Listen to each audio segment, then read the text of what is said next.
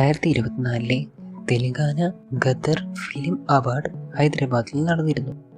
TFDC chairman ദിൽ രാജുവിൻ്റെ മേൽനോട്ടത്തിലാണ് ചടങ്ങ് സംഘടിപ്പിച്ചത്. തെലങ്കാന മുഖ്യമന്ത്രി രേവന്ത് റെഡ്ഡി മുഖ്യ അതിഥിയായി ചടങ്ങിൽ പങ്കെടുത്തിരുന്നു.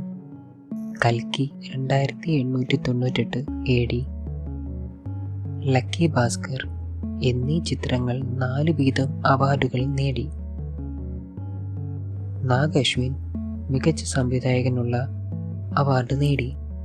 പുഷ്പ ദി റൂൾ, 35 ചിന്ന കഥക്കാട് എന്നീ ചിത്രങ്ങളിലൂടെ അല്ലു അർജുനും നിവേദിത തോമസും മികച്ച നായക നടനും നടിക്കുമുള്ള അവാർഡുകൾ നേടി. തെലുങ്കാന മുഖ്യമന്ത്രി രേവന്ത് റെഡ്ഡിയിൽ നിന്ന് അവാർഡ് സ്വീകരിച്ച അല്ലു അർജുൻ ഹൃദയഭേദകമായ ഒരു പ്രസംഗം നടത്തി. ഇതൊരു പ്രത്യേക അവാർഡാണ്, കാരണം പുഷ്പ 2-ന് ഞാൻ നേടിയ ആദ്യ അവാർഡാണിത്. എൻ്റെ എല്ലാ ആരാധകർക്കും ഈ അവാർഡ് ഞാൻ സമർപ്പിക്കുന്നു.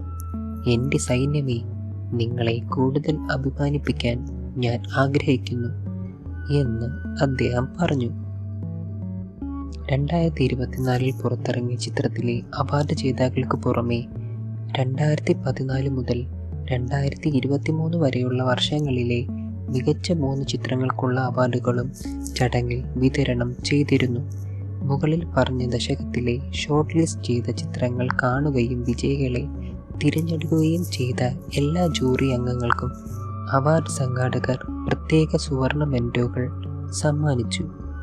Jayasudha, ഊഹ, M. Murali Mohan, K. Dasharath, DVK Raju, Uma Maheshwara Rao തുടങ്ങിയ പ്രമുഖ ചലച്ചിത്ര വ്യക്തികൾ ജൂറി കമ്മിറ്റിയിൽ പങ്കെടുത്തു. തെലുങ്കാന സിനിമയ്ക്ക് നൽകിയ സംഭാവനകൾക്കുള്ള പ്രത്യേക ബഹുമതികളും അവാർഡുകളും പട്ടികയിൽ ഉൾപ്പെടുന്നു. നന്ദമുരി ബാലകൃഷ്ണയ്ക്ക് NTR ദേശീയ അവാർഡ് ലഭിച്ചപ്പോൾ ഇതിഹാസ തമിഴ് സംവിധായകൻ മണിരത്നവും സുകുമാറിന് BN റെഡ്ഡി ഫിലിം അവാർഡും ലഭിച്ചു. വിജയ് ദേവരകൊണ്ടയ്ക്ക് കാന്ത റാവു ഫിലിം അവാർഡ് ലഭിച്ചു. സ്വീകരണ പ്രസംഗത്തിൽ വിജയ് പറഞ്ഞു, ഇത് എനിക്ക് അഭിമാനകരമായ നിമിഷമാണ്. മഹാബൂബ് നഗറിൽ ജനിച്ച എനിക്ക് മഹാനായ കാന്തറാവു ഗാരുവിൻ്റെ പേരിലുള്ള ഈ അവാർഡ് ലഭിച്ച ആദ്യ വ്യക്തിയാകാൻ കഴിഞ്ഞതിൽ വലിയ